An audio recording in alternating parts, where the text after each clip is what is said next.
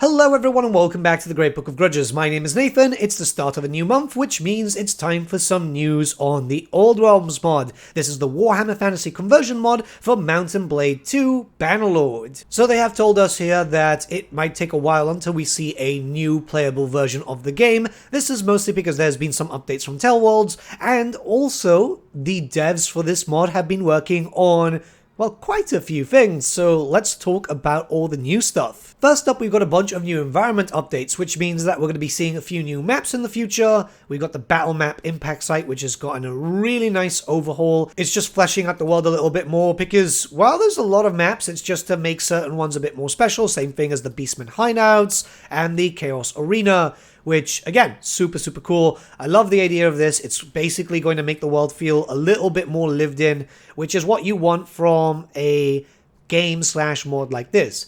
Bannerlord does it well enough, but it's still kind of similar in terms of maps all the time. But I've seen a lot of variety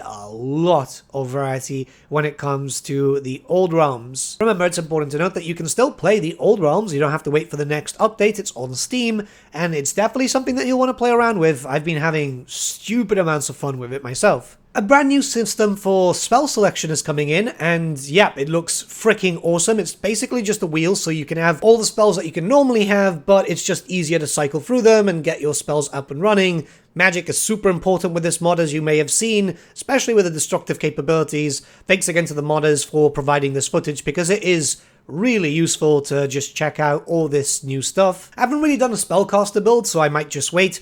Right now, what I've been playing is just a Bretonnian playthrough. I've been taking over a lot of Bretonnia and trying to push into the Empire, which is mostly under control by Manfred von Carstein. So when this new spell system comes in, it's going to be so good.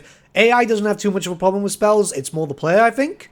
At least that's from my experience. We have a lot more details on careers. You see all the careers, the 6 existing ones, are still under rework, and they're all getting a 7th perk line. So this means that you won't be able to get every single perk, but yeah, it gives you reason not only for replayability, but to play around with all the different perks that you may have access to.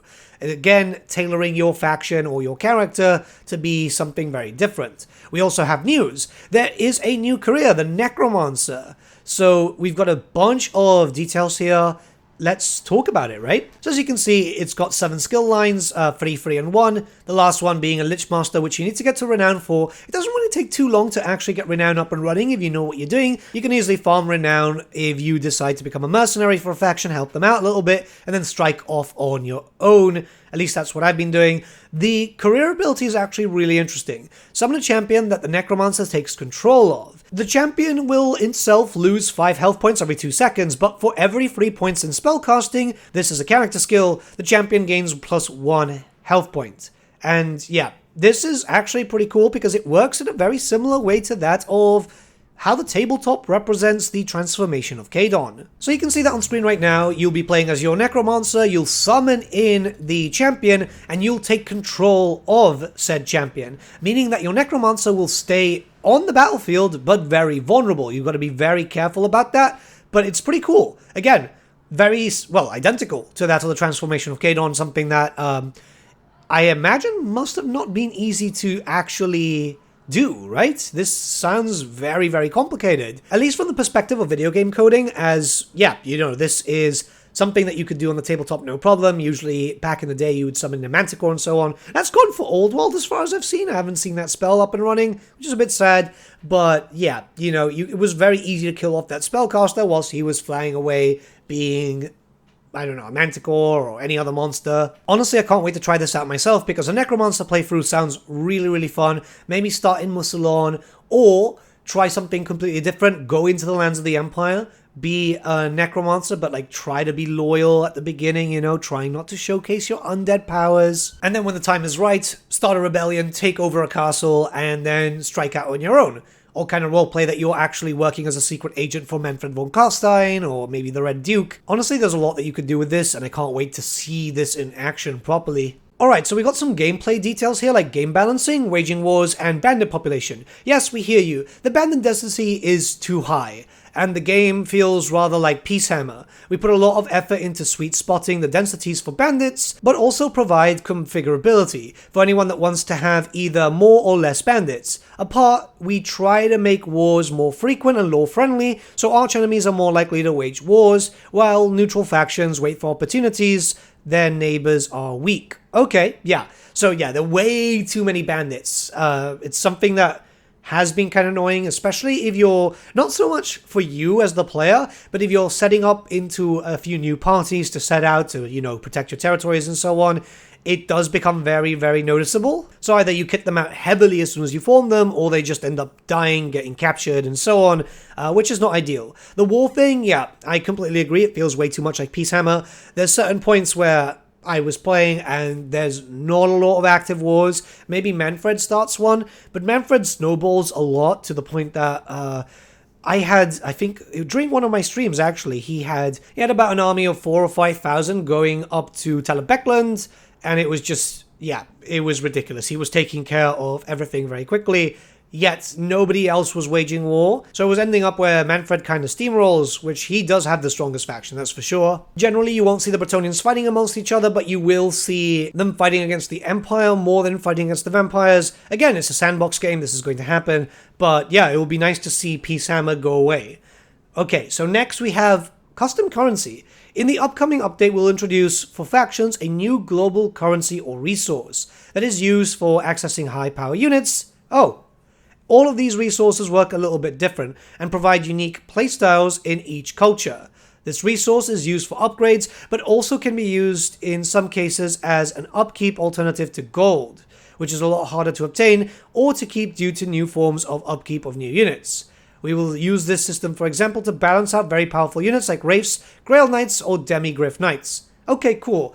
It was too easy to level up into Grail Knights, that's for sure, which made it a little bit too easy for you to take over pretty much anything, really. It was, you meet an enemy with open field, smash them down, you siege them, and yeah, it was a bit too easy. Again, this is the good thing. We've seen this mod evolve pretty much with every update, and it's changed the game up for good. Wraiths are also quite problematic. I haven't really seen too many Demigryph Knights, in all honesty.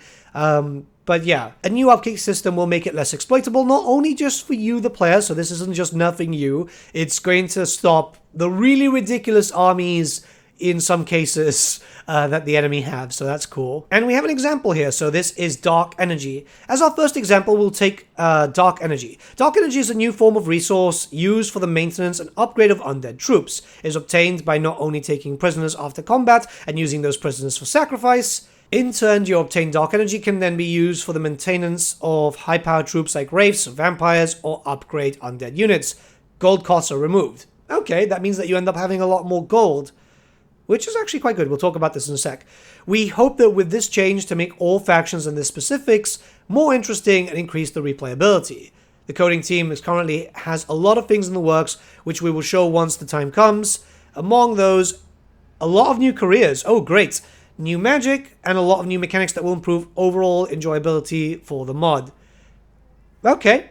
And they want to show some stuff in February. I like the idea of actually removing gold costs for the undead, because obviously you're not really paying for undead units. That'll mean that if you're playing as an undead faction, especially for the higher tier units, you'll be able to afford more upgrades to your castles and so on, which is something that I kind of struggle with. Maybe also because the AI kind of goes down for you and, yeah, causes problems too. And lastly, we've got some details regarding the Wood Elves. As we know, the Wood Elves are the next playable faction that they want to introduce. So that means Athaloran's going to open up, which is going to make things a lot more interesting. Obviously, it's adding in a brand new faction, so we can see Wild Riders, Glade Lords, Wildwood Rangers. This is super cool, man. And there's also a bit of a time-lapse there for just building stuff. The art creation is so important here, because obviously a lot of the artwork for Warhammer Fantasy never really fleshed out a lot of races. It's only nowadays that we're getting a lot more proper official art, and that's coming from Cubicle 7 for Warhammer Fantasy Roleplay, so it's definitely looking absolutely amazing. I can't wait. The fact is, we have properly modeled textures and armor for the Wood Elves. it's going to be a faction that I can't wait to play, man. Wood Elves are super cool. If you've been playing Warhammer the Old World, by the way, you'll know how disgusting their range is. So it'll be nice to see how the range will be here in this game too. I've been enjoying gunpowder-based armies when I play as the Empire, and loads of cavalry armies when I'm playing as Bretonnia. It's nice to have the variety there. You can go lore-friendly, or you can change around if you so wish. But yeah, the link to this will be found in the description below in case you want to read the article. Remember, this is a once-a-month situation that they normally do these updates. So yeah, let me know what you guys think in the comments below. Let's start a bit of a discussion. Hopefully it won't be too long until I can showcase some more stuff, because I'm really curious about the Wood Elf stuff. Honestly, I really, really am.